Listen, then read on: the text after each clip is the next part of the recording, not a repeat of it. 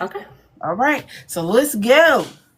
Today on Negro in Distress, Black Girl Tired Book Talk, we're diving deep into a universe where magic, myth, and melanin collide. Our guest is none other than the Jessica Cage, an award-winning best-selling author whose pens paints portals into black-centered fantasy worlds, romantic comedies that sparkle with whimsy, and mythos that honor the African diaspora in bold, beautiful strokes. Born and raised in the heartbeat of Chicago, hey, Chicago. Jessica's stories aren't just fiction, they are a reclamation of space and genres that for far too long have sidelined our voices. Whether she's making us laugh in a magical mess of love and chaos or transporting us into a speculative realm filled with ancient power, she writes with the soul of the world and the eye of the visionary. Let's get into the magic, the myths, and the mind of Jessica Cage. Girl, you that where you get that from? I'm like, who is Jessica? That sounds amazing. Let me have you rewrite my bio for me real quick. So, please introduce yourself and tell us the genre in which you write in. Hello. I don't know how to follow that up. Honestly, I'm like blushing. But I'm Jessica Cage. I primarily write black speculative fiction and fantasy. But honestly, I'm a genre blender, so I do a little bit of everything into my stories. I don't think I've never, as my grandmother used to say, I never like to stay in one lane. I'm always like, dipping and diving into other stuff, but all of my stories are fantasy based and centering us black people because I grew up in the south side of Chicago, like you said, and I was like, I'm reading fantasy and watching the movies and stuff, and I'm like, this don't look like the world outside my door. So when I grew up, I was like, I want to be one of the people that's creating that image. Yeah, I like that. So, how did the magic start and that set your mind so to be so fantasy based and vast with your pen? So fantasy, honestly, you would think that I grew up reading fantasy and everything. Like I didn't. I grew up reading Harlequin novels because that's what my grandmother had, and my grandmother was the book reader in my life. Mm. Fantasy came a little bit later in life with my mother because she loved to watch like sci-fi fantasy movies, which she waited until I was older to let me really like get into those things because the themes and stuff can be a little heavy when you're younger. Yeah. But yeah, the fantasy side of myself is all thanks to my mother. We used to do I talk about this a lot. Like Sci-Fi Saturday was a thing in our house where my mother would come home and she would get like just a bunch of junk food. I had a young mother; she was 16 when she had me, so every Saturday she would get pizza and chips and popcorn and all the goodies. And her and my brothers and I, we would sit down and we would watch movies together, and they would all be either sci-fi, fantasy. When they started to like enter to the horror realm, that's when I would leave because I was a chicken. I was like, I'm not watching that. I'm gonna need like Looney Tunes all night if I stay here. So I would watch that with my mother. And so when I grew up, when I got into like I don't know 12, 13, into my teens is when I actually started reading fantasy and not just watching it on TV. And then it was just like this is something that I really want to blend. Into my life because I had already started writing books for my grandmother. I was writing for my grandmother since I was like 9 or 10. I was talkative. I had all these stories, and my grandmother was like, "Hey, write it down," because I would try to tell it to her. And she's like, "I'm trying to, pay bills. I got other kids in my face. Like, I don't have time for this." But instead of just pushing me off, she encouraged me to channel that energy into writing, and that's how I started writing. So when I became a teenager is when I started blending fantasy into my writing. So, born and raised in Chicago, us Chicago girls, which I love. What were the dreams of the little Jessica that surpassed the award-winning best-selling author you are now? You know what? It's so weird because when I was a kid, I didn't dream of being a writer. I thought I was going to be a fashion designing lawyer. I was supposed to be a blend of Claire Huxtable and like Regine from Living Single. Like that's who I thought I was going to be when I got older. But I was also a kid who had many hands in many things. You know, as long as I Mhm. could create something, I was happy. So I did for a while make clothing. My mother bought the bust for me to be able to do everything and put my designs together. I made t-shirts for the whole family. Like that was me at one point.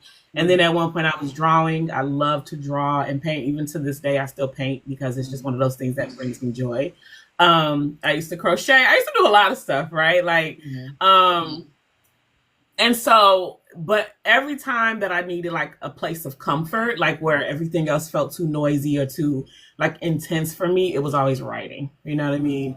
That was like home for me. And then I kind of fell away from my love of art, like drawing, because Mhm. that was a connection to my father, and then he passed away, and for years I couldn't do it. Yeah. So I put all of that into writing, and that just took over my life. At a point where this is like, that's what I want to do. And we're happy for it. We're happy for it. Yes. Do you remember the first time you read a fantasy story and thought, what if we were in it? And how did that influence your path?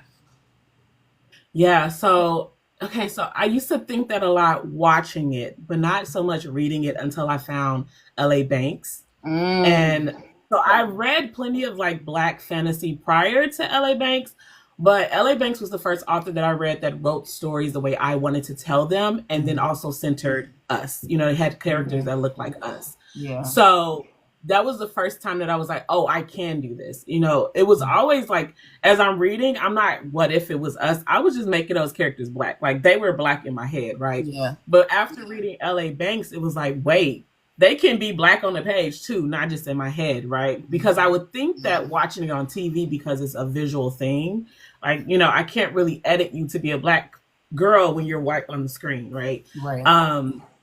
So that didn't really hit me until reading her work. And then also when I got older, my younger cousins started getting into Twilight. And I Mm. was like, don't get me wrong, I'm a Twilight girl, okay? And as I get older, I'm team nobody, because forget both of them. But but I wanted them to be able to see themselves in media that was for their age group. So Mm-hmm. that's why my first book that I actually wrote was an alien race of vampires coming to the to Earth to live here, and the characters were younger. I don't write about little kids like that no more, but Mm-hmm. they were like late teens, early 20s, Mm-hmm. and it was primarily so that I could give my younger cousins, who were two girls, Mm-hmm. something to see themselves in, and I even named two characters after them. I like that. The fantasy world has been largely seen through a white lens in traditionally publishing books and stuff like that. Why is it vital that black fantasy be a part of the conversation, not just occasionally, but consistently? That is a good question. I think it's vital because, first of all, we need to see ourselves saving ourselves, right? Mm-hmm. We need to see, and I feel like in a lot of traditional fantasy, we get that white savior complex, like very heavy, right? And then if there are people of color, they're portrayed in the way of like, they are broken down. They're, you know what I mean? They're at the bottom of the barrel, and then, or they're killed off by chapter 3. You know what I mean? Yeah. So, we have that magical Negro stereotype where it's like you're here as a magical person, but only to uplift the white, main character, Yeah. right?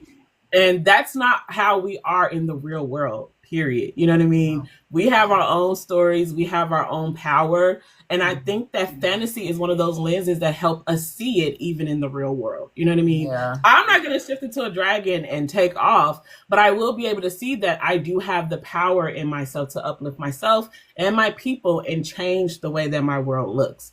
Okay. It's a Yeah. lot easier to see that when you're seeing it you represent it in the media that you're consuming. Like all the little black kids who saw like Black Panther, and like Yes. their energy changed overnight, and that's just one movie. But then they Yes. started to seek out more stories like that, and it just tells you that there's a need for them to have that encouragement and that empowerment that comes even through fiction. Especially Ironheart. Ironheart Yes. has the way it has empowered young little girls, not just the boys, but the the little girls. You know what I'm saying? She's not half naked. Nothing wrong with a superhero that's half naked, but she's not Yeah. half naked. She's smart, intelligent. Yeah. It's just something different from the stereotypes that And they seeing put a us in. character that may have come from the same background because she Mm, didn't, roll out of bed a millionaire one day. You know what I mean? Like exactly. she's like, not letting the environment pull her down and staying, true to her goals, true to herself, seeing that light inside herself. It's Yeah. so important to see that in media. Hey everybody. I I loved it because they showed the realness of the inner city, the Yeah. real problems that we face, the family situations that are really loving on their kids instead of the derogatory stuff that they put out in the media about black families. So I love that. I love that. Do And it's, you? it's great getting that type of storytelling back because back in the 90s, we had representation of like that in just Did. like standard media, the Huxtables, the Fresh Prince, like those were, and the new reboot of Fresh Prince kind of hurts my heart a little bit because it's like so centered on this negative, stuff. But having those like that representation in media encourage a lot of my friends to think like, oh, we can make it out the hood because I grew up in the hood. You know what I mean? Like Me I grew too. up right next to the projects. You know what I'm saying? My school was literally across the street. So, Ida B. Wells right but here. going home, you said what? Ida B. Wells, Cabrini Green. Listen, I went to Garrett A. Morgan. I went to Rest South in peace. Shore. I went to South Shore Yeah. before it became an international academy. Oh yeah. Okay. You were deeper in it than I was a little bit. Like, but yeah, like seeing that outside and then going home and being able to consume stories, even Yeah. stories like 227, like they were Oh, still in the hood, girl, but they were doing the thing. You know what I mean? They were still doing something. So I was like, yeah, we need that. So to see that coming back, but also adding elements of fantasy, and I mm-hmm. think I love it for the new generation. I hope it continues. Yeah. It- I like that the new generation is starting to look back into the 90s and 80s and see what we are so excited about as far as what we, got to see on TV and the movies. Yeah. Um, they're just finding out about Black Hollywood and its biggest form in the 80s and 90s and Black exploitation movies in the 70s. They're just finding it out and they're just like, oh, this was a Yeah. thing? And it's Oh unfortunate yeah. they don't see that now. Hmm. So, do you think African American mythos are broader African diaspora folklore gets the attention it deserves in speculative fiction? Why do these stories matter more than ever nowadays?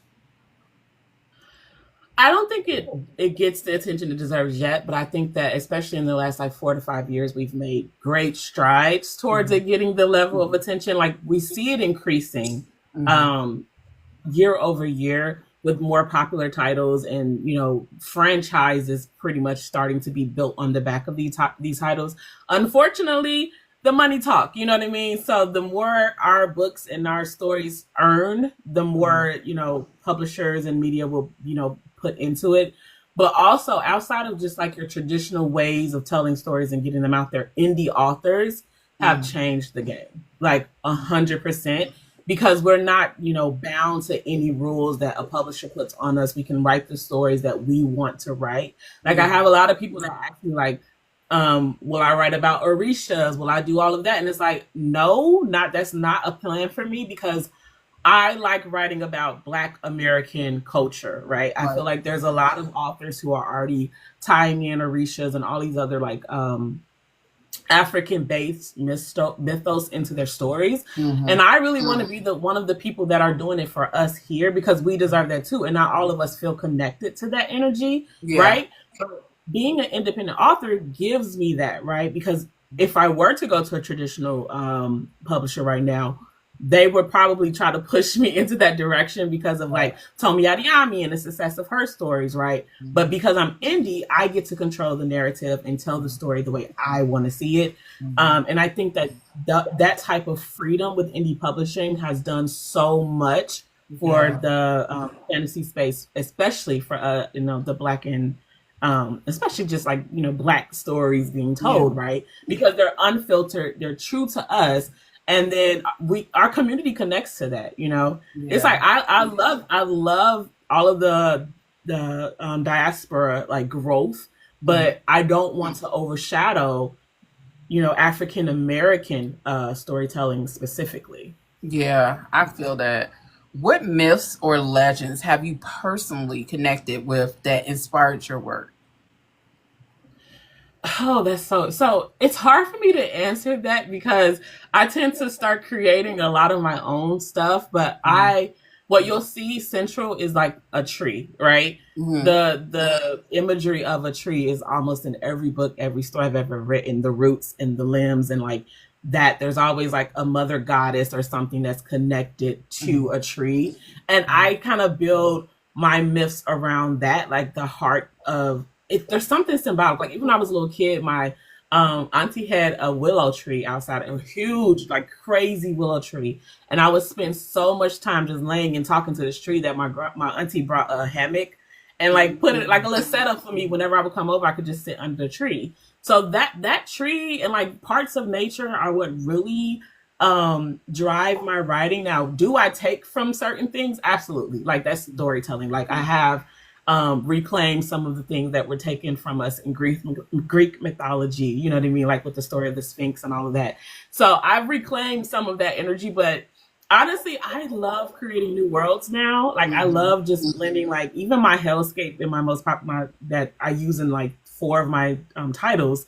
It's called the Bane. It's my own thing. Like I don't pull it from anybody else's. Like if they go into hell in any of my books, they're going to the Bane, and that's my design of what hell looks like. I try Mhm. to come up with new things, right? Because I like, again, it's kind of like with the Orishas. Like I see it, it's happening, but I really want to invent new things and Yeah. explore new ways of storytelling, right? Without Yeah. having to lean so much on things that already exist, but Mhm. also nodding to the. Yeah, I get that. Your books range from, I can't really say high fantasy because you're not Lord of the Rings type crazy. Yeah. Lord, them long ass books. But it's like a middle ground of fantasy. You know what I'm saying? And to the rom com fantasy, because the booty juice will forever. And the shaky legs, I will forever be a staple for me with you. Yeah. How did that evolution happen? Like what called you into the lighter comedic magical space? So, oddly enough, one of my dreams when I was a kid was to be a stand-up comedian. But I had horrible stage fright. Like Really? my entire body would feel like it was shaking anytime I had to stand up and talk. I went to like speech classes. I did, all of the things that you're supposed to do to like fix that, and it just never went away really. So I was like, you know what? Never mind. But I'm like one of the goofballs in the family. You know what I mean? Like if I walk through the door, everybody about to be cutting up. That's Yeah. me at the party. You know what I mean? So I just most of my work, actually, the Accidents Happen series is my first like funny fantasy series. Like I literally have 42 books straight with no funny, and then the last two, Cause the last two, I was Cyrus, like, man, mm-hmm, they're not funny. they're not funny. They're No, fantasy for real. yeah, yeah, But yeah. I got tired of having readers like message me or comment in my post or email me even talking about why would you make me cry? How could you do that? I was like, maybe I want to start bringing a little bit more joy with my storytelling and like not murdering fathers in chapter 3 or whatever I was doing in those other books. but the booty juice, Yeah. how did we get here? How did we get the booty juice and the shaky legs? So, okay, Accidents Happen is honestly like this series, while lighthearted and obviously just like I think a fun story, it's a nod to me and my homegirl. So a lot of the jokes and stories that you're gonna see throughout the series are conversations that me and my friends had at one point. So booty juice happened to somebody in real life. I'm not gonna tell you who, but it happened. Shaky legs happened to somebody in real life. And it's these little secrets that, me and my friends, we can talk about it, be like, girl, I can't believe what's in the book. But like they're all cool with it, right? Um, but yeah, it's just it happened. Like you write what you know. I was like, how did you come up with that? It was not that part was not my imagination. I promise you. Like that came That's from real life. crazy. That is crazy. Yeah. Now I'm looking at you skinny motherfuckers like And y'all Don't wear them skip leg tight ass day. That's pants. all I can Like, say. I'm Don't just skip leg day. You will forever be in the chat. Shaky legs. so. How does fantasy fit into the broader category of speculative fiction in your eyes? I feel like so we treat them like they're so different, but honestly, to me, they share so many of the same layers of magic and like you said, myth and just kind of bending and reshaping reality to fit, whatever goal the character has or whatever the world needs, right? I think the only thing is like with speculative fiction specifically, you're just more so like kind of stuck in modern Earth. You know what I mean? Like you're just, it's kind of timing settings, just like when people say urban fiction and it's like immediate, like, oh, black, modern, but like urban in publishing really just means the setting, right? Like you're in an urban setting, like you're in a city or something like that. You're not in the country or, in the 40s back in the day. Like it's urban, meaning it's modern in its city, right? Yeah. And I think that fantasy has all these different layers. And in my brain, speculative fiction is like level 3 of a 10 scale of fantasy, if that makes sense, right? Where you have like your token at the top of that scale, where it's like that epic 7,000 page Brandon Sanderson type of epic fantasy. Jesus. And you know what I mean? Like, and I think speculative fiction is, nestled in there. And I'm pretty sure there's plenty of people that will disagree with me or will agree, but like that's one of the things about genre, and like it's also being like redefined every time another author picks up their pen, right? Because a lot of people tell me that, oh, your books are totally paranormal, and then some people are like, that's not paranormal, that's fantasy, right? At the heart of it, they're all kind of like, they're cousins, they're like family, they share things, they twist and turn, but yeah, in my brain, all of it is fantasy, and then there's just levels. You know what? I think people think paranormal is in a big lump of everything. Unfortunately, they don't see that it's outside, but it's inside. If that makes sense. Speculative fiction with Octavia Butler, mother of speculative fiction. She is space. She is Afrofuturism. She is exactly. She's that. Whereas black fantasy, that's what it is. It's fantasy. It's not what's the name of that the dragon shit book by that has a show on HBO. Oh, Game of Thrones. Game of Thrones. It's not dragons. It's not Game of Thrones, but it can be compared to Aragon. You know what I'm saying? But it's black. It's for the culture. And I think speculative fiction is on a separate wavelength, but on the same wavelength. It's just, it's more futuristic and very message driven. Because there's message. It's also, and that's the thing, a conversation about like, what does it mean, right? Because in my mind, speculative fiction, some people think like when you say it's futuristic, like it's so far off. But it could be a year from now. It could be 2-3 years. So where the world doesn't look so different than what it does today. But speculative, like you're speculating on what would happen in the, if these cases came to be. And it's always answering a question about something that we're dealing with in modern time anyway. So that can be changed in a year, but it can also take, 20, 30, 100 years, who knows? I totally agree. Because if you look at Octavia Butler and you look at 1984, you know what I'm saying? They're both kind of speculative fiction. It's just hers is black and his is white. Yeah. Yeah. It's and that's the thing. Like, it's like, oh, if I just say, oh, you're a fantasy author, and then, black fantasy. It's like, oh, yeah, the characters are black. Yeah. Yeah. So can you break down the distinctions and overlaps between fantasy, rom-com fantasy, and paranormal romance in your storytelling? Okay, so the rom-com fantasy paranormal, you know what? I'm going to be honest with you here. I don't draw lines in distinction when I'm writing, right? Those labels come after the story is done, and I know what it is. So like some people sit down like I'm gonna have this story. It's gonna be 75,000 words, and it's gonna be purely horror. And I'm not that person. I have a voice that pops in my head and says, "Girl, I gotta tell you my story." And I'm like, "Bet."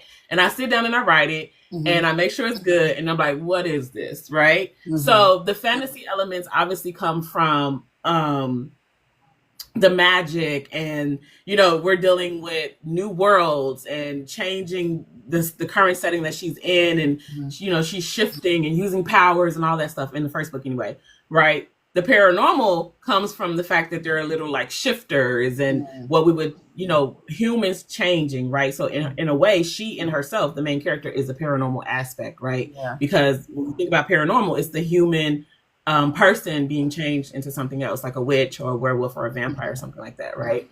The rom-com, I think, is very much, it's just funny as hell. Like, and I love rom-com. I've always loved rom-com, like the movies specifically. Like, that's my jam. If I'm like in a bad mood, I'm just gonna throw on some old rom-coms. Anything with Queen Latifah, you know what I'm saying? When she was the Holiday and she was running all over the place. Like, that's the vibe, right? So I just wanted to bring that to it, right? But when I sat down to write the story, I was like, this is going to be funny, it's going to be sexy, and she's going to be going to hell. Like, that's pretty much what I knew when I sat down to write the story. Yeah, I love it. So, and then because one of the things that I think is that when I sit down and I'm like, this is the box I'm putting this story in, I can't write that story. You know what I mean? I just can't. And that's also why I think when it comes to my writing, there are elements of all the things that have ever inspired me. You have horror, you have, humor, you have the sci-fi elements, because technically she's an alien, you know what I mean? Like, she's a descendant of an alien, You have all these things that layer in, and then when the people read my book, I will market it a certain way to get the most impact, or like find the readers who I think will mostly enjoy it. But what I have found, especially because I do tend to write more in a contemporary style of writing, at least the voice of it, is that people come in and then they claim whatever piece of that story. So I do have some people who have claimed the sci-fi elements of that story, and they hold it to their hearts. I have people who claim the monster, especially them tentacle things, you know what I'm saying? Like, they claim that, and that's, what I'm saying? So I try to market to like the more direct, more impactful audience, but I know that when you get in there, you're going to start seeing other layers and things that may not specifically fit the primary genre it's in, but they all work together. I like that, because the tentacles things was... I think you were actually the first person to post about the tentacles.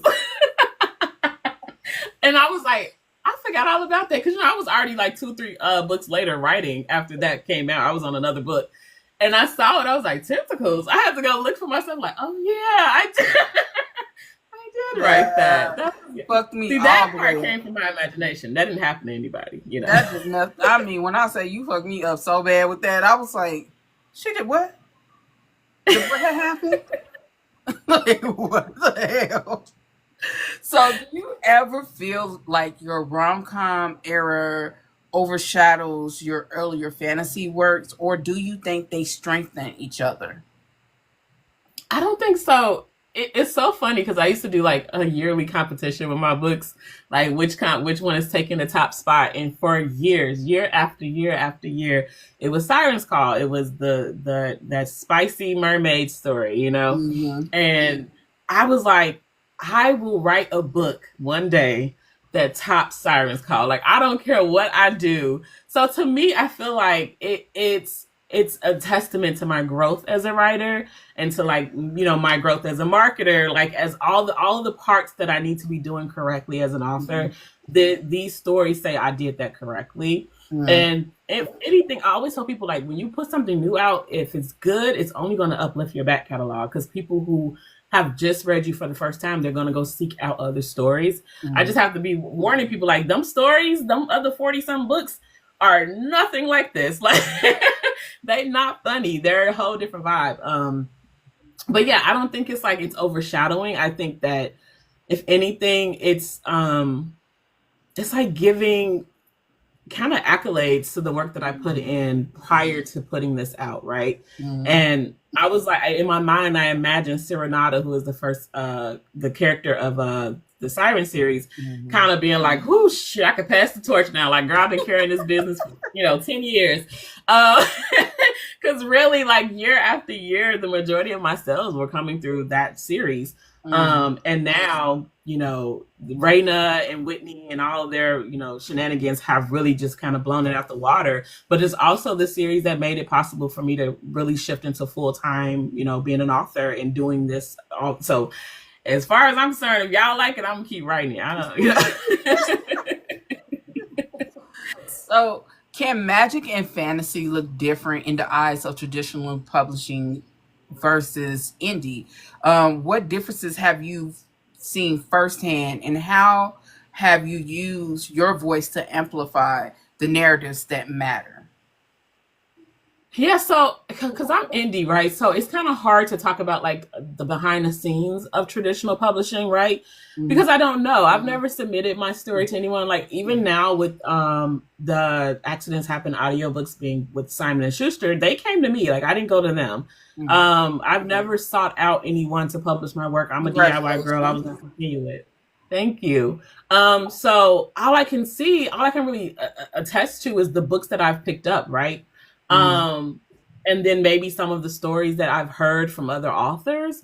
But if I'm honest, I read a lot more indie books than I do traditionally published books. There's a handful of authors that I do read from traditional, but I do see the patterns in those stories a little bit more as far as like how they execute it, because I do know that the publisher at the end of the day can be like, hey, we don't really like this. Webtoon came to me to buy a book for me, and I was like, here you go. And then it was like, oh, they wanted to change a scene where one of the characters had on a hoodie. And I was like, no, like, what do you mean? Right. But because you came to me and I still have like the creative, I had it in the contract that I have final say on everything. They couldn't change it. But I just imagine being like a regular traditionally published author and what those conversations look like on the back end, right? And they were like, well, this might seem like kind of racial. And I was like, they're all Black. No one is going to be like racial. It's a hoodie. You know what I mean? Like, but it was like, even if it makes you uncomfortable, good, it should. Like, maybe you should unpack that and not me change the story. So I don't really know what that looks like really from like a behind the scenes publication, but you can see kind of the same formulas play out. And I've heard about people having to like shorten their stories because the publisher decided they only wanted it to be 3 books instead of 4 or whatever. Those type of things I can only imagine, change and almost hurt the way you tell the story, right? Because now you have to chop and screw it up, whatever, so that you can fit what they want. But as far as like the elements of fantasy and like what goes into it, they pretty much have the same elements because they need it. I just think the execution may be different, because whereas I can look at my story as an independent author and say, I want this to be 7 books. If I were traditional, I may not be able to do that, right? Because the contract says it has to be done in 3, Yeah, I totally get that. How do you ensure your stories speak volumes without raising your voice, especially in an industry that often tries to silence Black women creators? I'm loud. I've learned very much ever since I get on TikTok. Like, I have to open my mouth. I have to raise my voice. I have to say, hey, look at these stories, because no one else is going to do it, right? I'm not going to be out here like, creating drama or anything, but I'm going to shout to the top of to the mountaintops. Hey, I wrote the story. Please come read it, And then once people have it in their hands, I'm not like, hey, did you read it? Did you read it? What you think? Like, once it's in your hand as a reader, your thoughts, your opinions don't got nothing to do with me. Like, I just, I did my job. You know what I mean? I paid, I wrote the book, I did the marketing, I got it in your hands. And then I think that's something that a lot of authors need to sit with, is like, once we write and publish it, it's not ours. I know it's our baby, up until published, but like, once we put it out into the world, it's going to get judged. It's going to be, chewed up. Is going to either be praised, it may be, beat down or whatever. But my goal is to make sure that I honor my characters in those stories 100%, right? That I am true to them, that I give them the representation and the structure and the growth and the development and all of that. And sometimes a happy ending, sometimes a sad ending, depending on what the story is about. But that's my job, right? And then as long, and I keep telling people, like, no one's gonna pick up your book if they don't know it exists, right? So you have to be your first cheerleader. You have to be the one shouting it out, and then as your community builds around you, you can take a day off from shouting, because like my readers hype me up all the time, and I know that I am being mentioned in rooms that I don't even know exist, right? So your story can't speak the volume that you wanted to if you're not at first yelling it out yourself. You know what I mean? And then maybe once you start getting people into it and they can form those opinions and talk about it for yourself, then I think that you can kind of ease back and focus on writing more stories or whatever. But it never ends, right? We have to be the advocates for our stories. We have to say, this story is important, not just because I wrote it, but because it represents people who haven't seen themselves in these stories before, right? Yeah. And then once those people have it in their hands, they're either going to love it or hate it, but you did your job as far as I'm concerned. Do you see yourself as a storyteller of magic and comedy, or a weaver of tales for the culture, or both? Yeah, both. I mean, I feel like it's the elements of who I am in real life, right? Like I said, I'm a daydreamer. I've always had these stories in my head. There's always a story in my brain. It's been that way since I was a little kid. The representation, or like bringing in the Black focus, that's a choice, right? Mm-hmm. That is 100% a choice that I had to make, because I could have easily just wrote white stories. I could have just, whatever, make these characters white.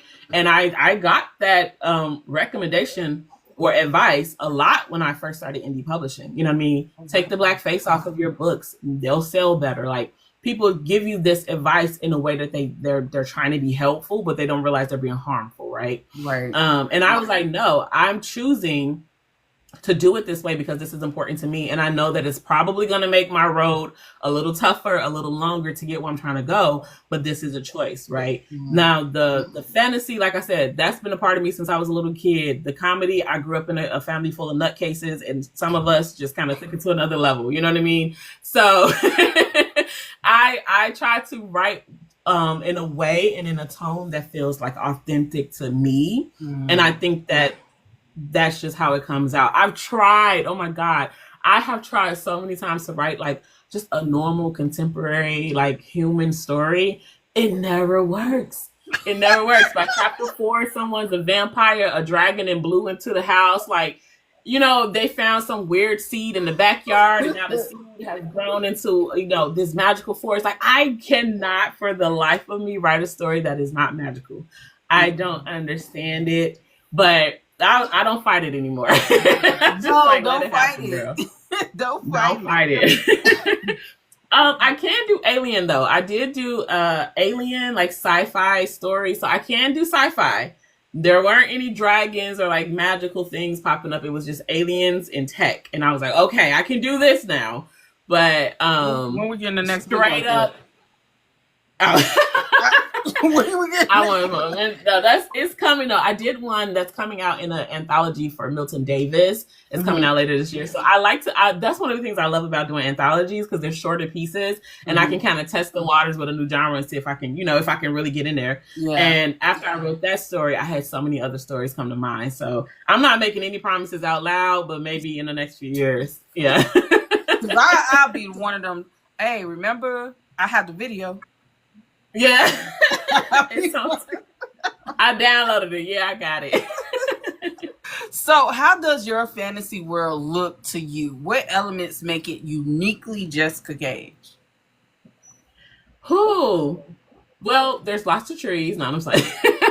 I don't know that it's anything that's like specific that I can point out, except I love doing like portals. I guess I'm a portal fantasy girl. I love sending people to different worlds. Yeah. I don't like humans, and I apparently can't stand Earth, because I'm always snatching my characters off this planet and taking them somewhere else.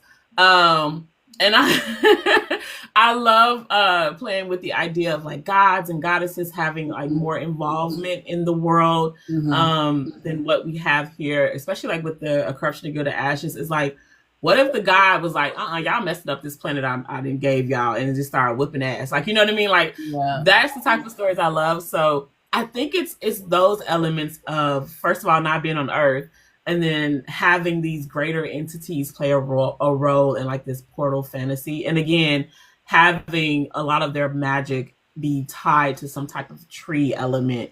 I love that trees and water portals is like my thing right now. Yeah. So, what is Cage Fantasies, and how does that brand or phase encapsulate the author you are and the legacy you're building? Cage Fantasies came from my readers. So way back when I was like, yo, I think eventually I need to when I first started publishing, I wasn't taking it seriously, but I had one good month where I made a lot of money and I was like, ooh, hold on, maybe I can do this for real.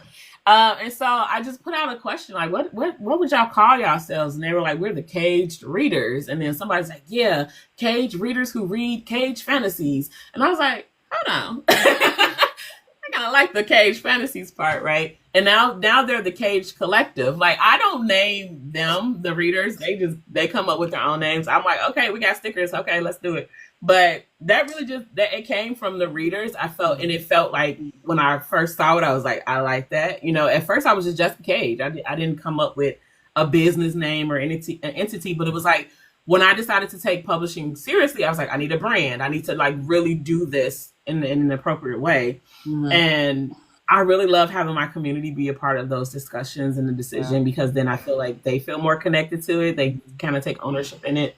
And yeah, it came from the readers and I liked it. And I told my mom and she was like, yeah, I like that. And once she said that, I was like, okay, we got some, you know, well, I'm going to do a little shimmy. You know, we cooking with some. Yeah. So let's talk about rom coms. Let's talk about why funny fantasy right now. You know, what drew you to the mixing of the love, laughter with the magic and the mayhem? So I've been toying with the idea for years. Like I can't tell you how many times I've posted on Facebook, like, "Oh, I think I want to write something funny," and people like do it. And I was like, "Nah." But then a couple other indie authors took that leap and did it, and they had success with it. So I was like, maybe I'll try it too. You know what I mean? Sometimes I'm very much okay with being the first to do something, and sometimes I want somebody else to take that risk. You know, take the leap. But I saw more and more funny fantasy, you know, finding their footing, right, and having success. And then I was like, okay, well, shoot, let me try it out. I started by testing it here on TikTok with my stitch prompts and like making those prompts a little more humorous, right? And then people were in the comment section cutting up, right? The first one one of the first funny ones I did was like the little demon dude like dancing into the room. And then I stitched it with a story about how he was happy because all these humans are like, all these women on earth are like calling demons, you know, they're doing these spells because they're sick of the human men, and he's just been having a ball, right? And so I did that stitch and everyone's like, well, where's the story? Like, let's do it. And after I started seeing the encouragement from readers, like a month or so later, the story for Raina popped into my head and I was like, okay, let's see, you know, people have shown interest in it, so let's see what we could do. And then I just had so much fun with the marketing. And I was like, wait, I think I can really market if I'm writing funny because I'm goofy for real. So now I can bring more of my personality into my marketing. And it was just kind of like, girl, why you didn't do this a long time ago? Like, what were you so afraid of, right? But when you put yourself in a box, sometimes it's hard to be like, oh, let me shift it, because a lot of times you'll lose the audience that you do have, right? But thankfully, most of my audience have come along for the ride, because I'm kind of hang out over here for a little bit. I like this one. It's lighthearted. It's fun. It's, you know, and I love, even like when I go to events now, people yell out booty juice at me. Like, it's freaking hilarious. And I love bringing you know, I've had literal husbands be like, you the booty juice husband. You the booty juice writer. Like, how many times is that gonna happen to me, right? Like at the last event, I went to Imaginarium and somebody was like in the line at my table waiting to get their book signed.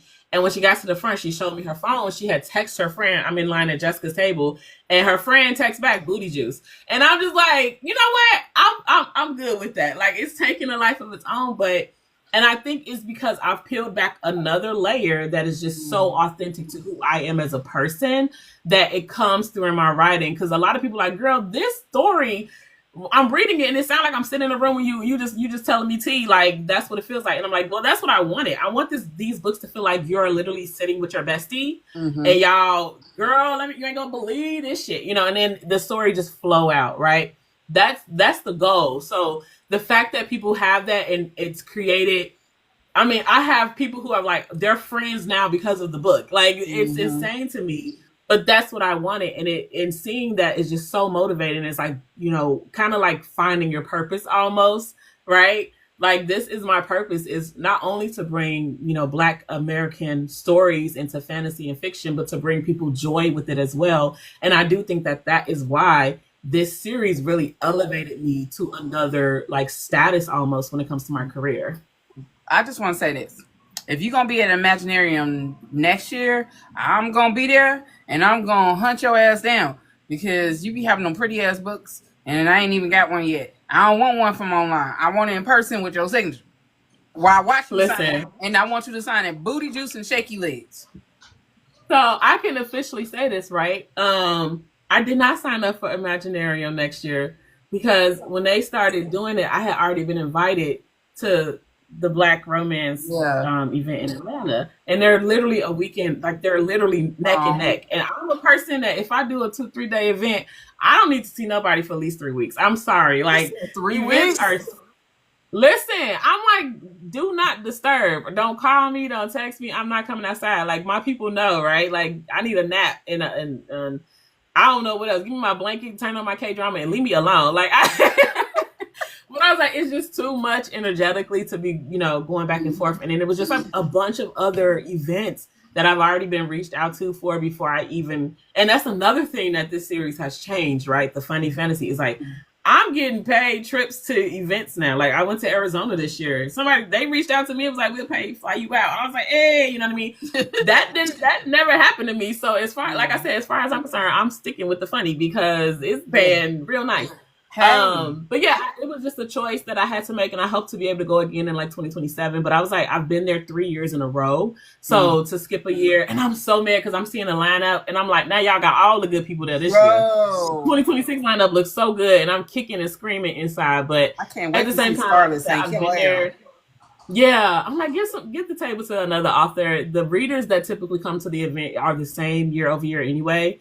So I'll miss out on the authors, but those readers can see another author at that table while I'm not there. And then hopefully, I'm cool with Nadege. I've known her for like 14 years or something like that. Hopefully she'll let me back in 27. Yo, because this is my first year going next year, so I missed it this year. Wow. This is going to be my first. It's an amazing event. Like when I tell you they're so organized, I mean, very professional. So they run such a tight ship though. And I love that because I go to some events and it's like, we're kind of like, well, what do we do next? Where are we going? Not with them. They got itinerary, everything ready to go. And I love it. And like I said, I've gone 3 years in a row. So it's like, okay, next year I can switch it up. Plus, Atlanta, it's down the street from me. I don't gotta pay for a flight, a hotel, none of that. I'm just gonna drive back and forth and save some coin on it. But that's a great event, honestly. If I could do both, like if they was 2 weeks apart, I might push it. But one weekend after another, I can't do it. Totally understand. Totally understand. Yeah. So, for aspiring authors, especially Black women entering fantasy or speculative fiction, even or paranormal, what life lesson or hard truth would you share that could help them push forward? I'm sorry, can you repeat the question? I said for aspiring authors, especially Black women entering fantasy or speculative fiction or even paranormal, what life lessons or hard truth would you share with them to keep them pushing forward? Ooh, child.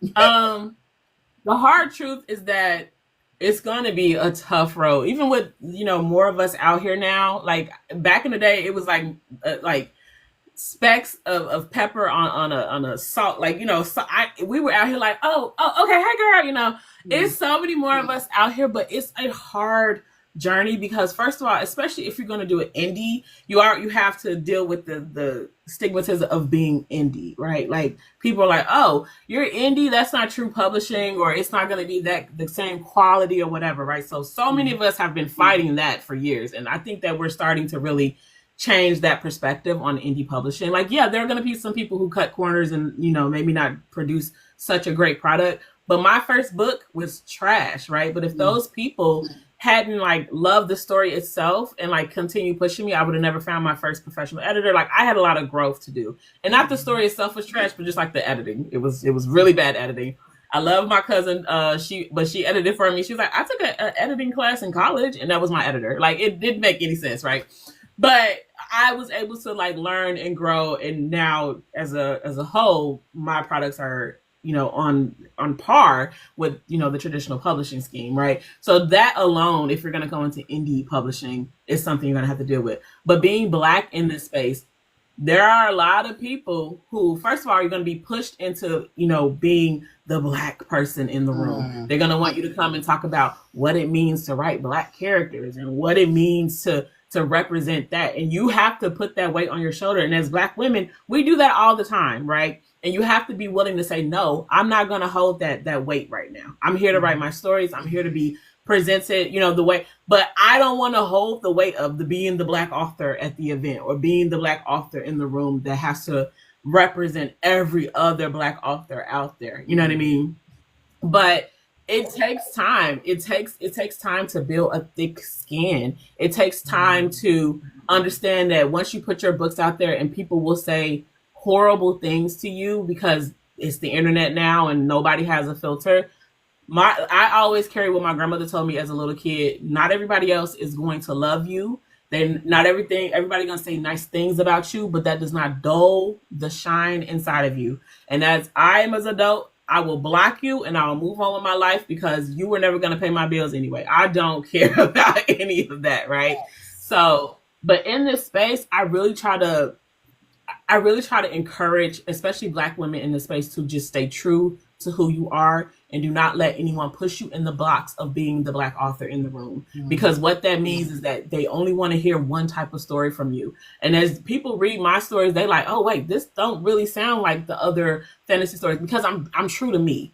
That book sounds like me. That style is my style because it is me. And I don't want Black women specifically who enter this space to feel like they have to change their voice to fit into the space. And I think that, again, when I first started writing, it wasn't very many of us. A lot of the authors that I was in community with were white, and they would encourage me or advise me to take the Black out of my books, to take me out of my books. You know what I mean? And at the end of the day, like, I think that's the most important thing is like, please stay true to you, stay true to your characters, and do not let anyone convince you to change what that looks like. Because the more you do it and the more you refine what that looks like, the more readers and the more your community is going to grow around you. And then you're going to blossom, right? Yeah. I feel like, again, we get pushed into a box in every aspect of life. And I think coming into this space, understand that it's not going to be any different, but ignore all of that and keep true to yourself. I love that. So what's coming next, Jessica? What is coming next in your series, your world? Are there more chaos, romance, comedy, or magic, or what was happening? I'm having so much fun. So the Shadow Walker comes out in October. And then I plan to do like a 3.5 wrap up of one of the main characters in the book, Lakosa, because everyone wants to know what's happening with Lakosa. Lakosa has to be wrapped up, and then we move on. There will be more accidents happen. There will be more couples. They just won't be as tightly wound into the first couple of characters that we put out. I'm working on a gargoyle and succubus fantasy, which is hilarious and spicy. And I'm actually dropping that on my Patreon, so they get a few chapters every month for that one. I have so many stories that I'm not even. Wait! You can't drop this and everybody know how I feel about gargoyle. You cannot drop that on me like that and then slide past. I'm sorry. It is a spicy, funny fantasy about a succubus who must bond and become one with this gargoyle in order to keep her family's power. It is hilarious. They have the first 4 or 5 chapters on Patreon now. Like I just restarted Patreon, convinced by some of my readers to do so. Like there's more of Raina and Matisse from the first book of Accidents Happen in the Patreon as well. So I'm just like having little stories over there, and we're kind of chopping it up on Patreon. But yeah, I have a lineup of stories now. I'm writing another werewolf story because people keep begging for a werewolf to be in the Accidents Happen, and it's just not planned. So I'm going to write a separate werewolf story for the wolf lovers out there. And then I have one that I really want to talk about, but I can't. It's so amazing, and it blends my love of wrestling and fantasy. So What? Like Roman that Reigns one is turned out to be, yeah, yeah, yeah. OTC. Yeah. What? So I'm having fun. I'm cutting up over here, but it's encouraged because of you guys. Like you guys was like, oh, we like this, keep doing this. So I was like, all right, it has been unleashed, so to speak. Okay. Now I gotta hurry up and get on your Patreon because what? What? Yeah. Are there any more book boxes, merch drops, or special reader experiences we should be watching for tied to any of your fantasy titles, rom-com title, any of those? Is there something special? Even your anthologies?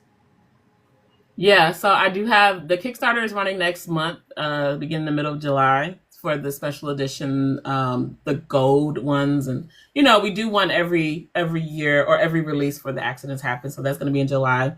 There is a special edition that's going to be only available at the Book Harvest in Chicago. That event in October, and then there is a really big special edition book thing happening that I can't really talk about quite yet. But it's slated for 2026. So very super extremely excited about that because I'm kind of blown away with it. But yeah, I am going to be working on some other special because okay, I struggle with creating special editions because we need trees. You know what I mean? Like I feel there a part of me again. I love trees. I feel connected to them. So having to be like creating all of these special editions, which I know readers love, I am conflicted on it. But I do see. So when I do them, I just do like a limited run. Like we had limited run on sprayed edges or whatever, because I don't want to just buy a bunch of books that sit for too long. But I am working behind the scenes on getting more special editions, especially for my Siren series. People are asking for that. Mm-hmm. So we're going to be doing a special edition for that, which will come out hopefully early 2026. I want to take my time with the design on it. But yeah, it's I don't know. It's overwhelming, but it's exciting. And the fact that people even want a special edition of anything I've written is dope to me. So I want to give everybody what they want, but I want to do it in a way that is, I don't know, as ethical as possible. Yeah. And, because I'm like, it's the same story. Y'all know that, right? Like, yeah, but us as collectors, this is like, how people collect art. We collect books, and so when we see your gilded pages, we're like, "Oh, I want that." So there'll be the gilded edges for the Shadow Walker, and you get early access to that in our Kickstarter. So, and that's how we kind of pushed it. But I always thought of like collector's items, like with my Jen Rebellion series, we have a full character card deck. You know what I mean? Like, well, my brother he's an illustrator, and he illustrated all of the characters for me, right? Mm. So that's the type of special edition, like add-ons and collectibles that I like to do. Mm-hmm. But now the readers want what they want. They want, pretty sprayed edges and stuff like that. So I get it. I'm conflicted, Well, we get both. You can, and I think that's one of the things where it's like I prefer to do it with the Kickstarter, right? Yeah. So that people, the interest is there. We know what to get. I order what we need for the Kickstarter plus like a percentage more, and then that's it. But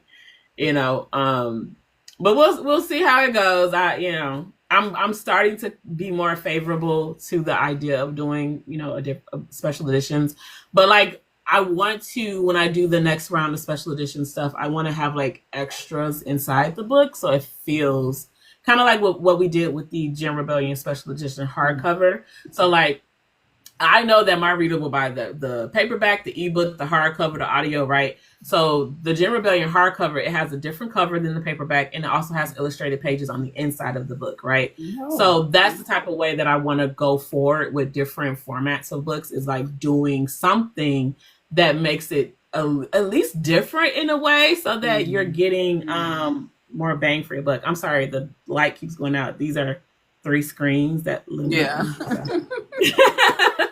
It's like, going to sleep, girl. You're not even doing nothing. Do you okay, I want to say this. Do you believe that your life has been changed so much upside down with so much notoriety and just people giving you your flowers, that us in Chicago, this is just I'm just gonna put it out there, would love to see you do a book tour at the Joint bookstore in Chicago? You know what's crazy is that in Chicago, and I also have to like attribute this to like the success turn that I had in 2020 happened, and then I moved away from Chicago. But in Chicago, like I felt like a very small like fish in a huge, because it's such a big literary scene there. But I really, to adjust that thought, that frame of mind, is that I really popped off, so to speak, after 2020, after COVID, right? And so I would love to go back. Like I'm coming back to Chicago in October for Book Harvest. So I would love to be like welcome home with this huge thing. But part of me, what is it called? I don't even have the word for it anymore. That part of you that doesn't believe, I feel like the word has left me, so maybe she's not there anymore. But like, part of me doesn't believe that when I come back, anybody gonna know who I am. But it's crazy because here in Atlanta, I get recognized very often, and to the point where I'm like, I have to start looking cute when I go outside. Like I can't just be, because when I'm running errands, girl, I look a hot mess sometimes, and it's always when my son is with me. Like the last time we was at the grocery store, I'm grocery shopping. I look like I'm grocery shopping. I'm not the baddie that gets cute and does the makeup and all that to go grocery shopping. I have on sweats, a janky t-shirt, like some shoes, like gym shoes, and that's it, right? And I'm walking out, my little bags. I went to the Korean grocery store because I want those tteokbokki, the little rice cake things, so good. I'm walking out happy, like I got my stuff, and then the security lady, she's like, "Excuse me," and I'm like, "Oh damn," you know what I mean? Like, did they not scan something? Like I ain't trying to steal up at the store. Like, what are you trying to do? And she's like, "Are you Jessica Cage?" And I was like, So, and that happens so often here. Like here, I feel like people know who I am. I fear that the imposter syndrome, that's what that thing is called. I fear that I will go back to Chicago and people are like, we don't know you. Bullshit. You are, and who, because in Chicago, nobody know who I was. But I have grown so much. I would hope that if I was saying, hey, I'm coming back to Chicago and I want to that it would be a great turnout. I would love that, honestly. Any reason to go back home. It would, for the simple fact social media has changed so much of how people in Chicago look at books, because everybody just went to Barnes and Nobles or Books a Million or Borders when it was open. You know what I'm saying? They go to the mall to the bookstore. We all used to do that. We didn't have the social media aspect, even with MySpace and Black Planet. We didn't have it like we have it now. And so there's so many Black paranormal romance fantasy book clubs in Chicago. It's ridiculous. And I see it all the time by being in a book event space. When y'all come to Chicago, what about Chicago? So, and the book joint they support. And it's crazy because Chicago has so many events. But it's not the people they want to see. That's the thing. True. A lot of us are only into indie authors or traditionally published authors that write in certain niche genres. So therefore, they don't be looking for these big blowouts. Yeah. It's groups for that. But some of us, we literally be like, damn, don't no paranormal fantasy authors come here. Don't nobody Yeah, we come all. on the south It's crazy side. because it was a group of us. We had like a little writing group. We all left. We all like, That's except for E.M. Lacey is still there, but like Kelly, she moved. Like we all moved away over the years, and it's also because like we were the same way on the writer side. Like where all the fantasy authors at, you know? And then you go to you go to other cities, and you get so much more love and reception because that community just wasn't, I guess, built strong enough in Chicago yet. Because I've never experienced what you're talking about right now as a fantasy author in Chicago. I never experienced that. I never saw any of that. So, but again, I moved away after COVID. So, and you know, social media has changed the landscape in so many places. So, I mean, honestly, I would love to go back and be like, "Hey, my people," you know. But I, I all never right. saw that while I was there. I'm gonna say this to you and E.M. Lacey, and I'm gonna talk to Nikki Clark and Solar Black because she's originally from here too as well. Um, Mm-hmm. I'm gonna go to the book joint tomorrow because Okay. I want y'all to come and do something that is about fantasy, sci-fi, and paranormal because we do not get those. Yeah. We don't get those. We Yeah. get nothing against you, romance girlies. Don't come for me. Um, we only get romance. We get contemporary romance. We get maybe some horror, maybe a psychological thriller, but we do Yeah. not get those type of genres. You know, doing big events in Chicago as far as from the indie bookstores here, and the Okay. joint has been a big pillar in Hyde Park, and they're not Yeah. doing events there, and they have this big space, and I'm just like, what the fuck? What we doing? Yeah. So yeah, definitely. I'll let y'all I know mean, what like to I said, say. I love Chicago. That's home. I'm down to come back whenever I can. So, for sure, like I said, I'll be there in October. And then I was talking to someone because I want to do like I haven't done a book tour that's like me just going around Mm-hmm. in years. So, and I was like, I have to at least do a couple stops in and around Chicago because like that's home.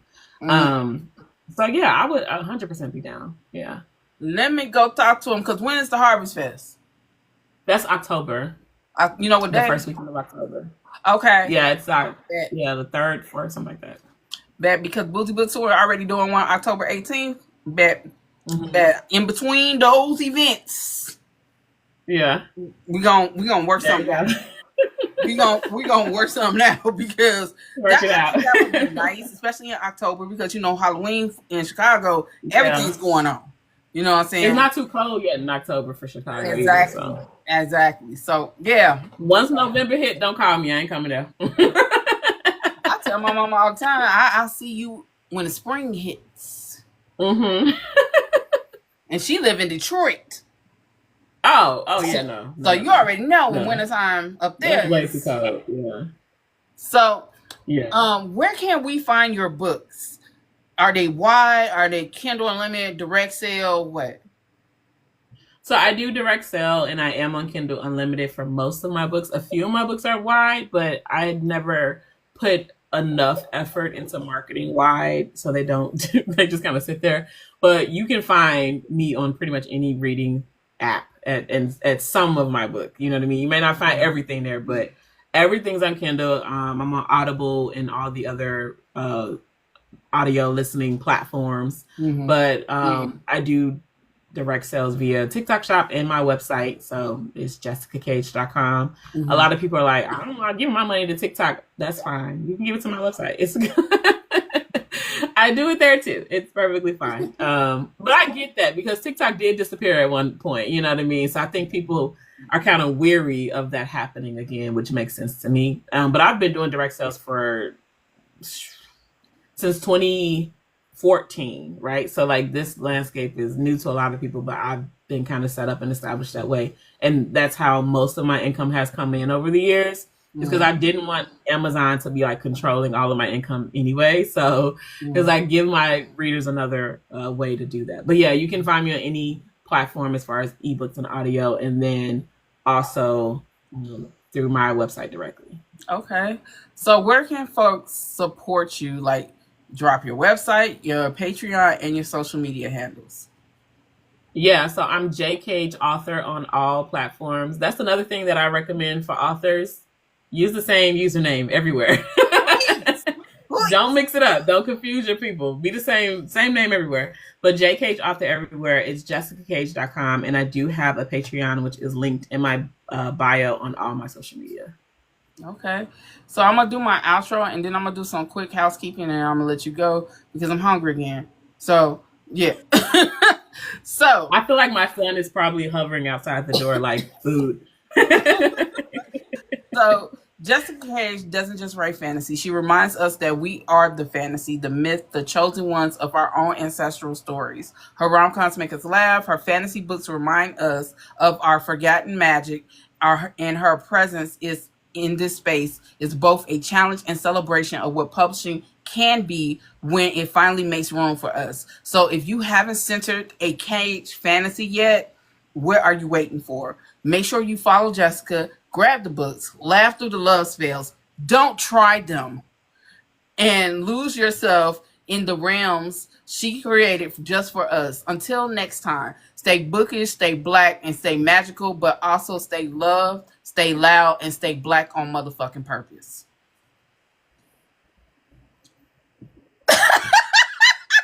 Look, if y'all try that spell, I'm blocking you. Don't tell me you tried it and a demon roared up in your house. I'm blocking you, baby. Call your mama. They ain't got nothing to do with me, okay? Thank you. But, oh, Jessica, I did the spell and this thing crawled out my closet. Block. I'm not even going to read the rest of it. Okay? Don't bring that foolishness. I'm finna do this housekeeping real quick. All right, Boozy Book Tour Chicago. We having a day party.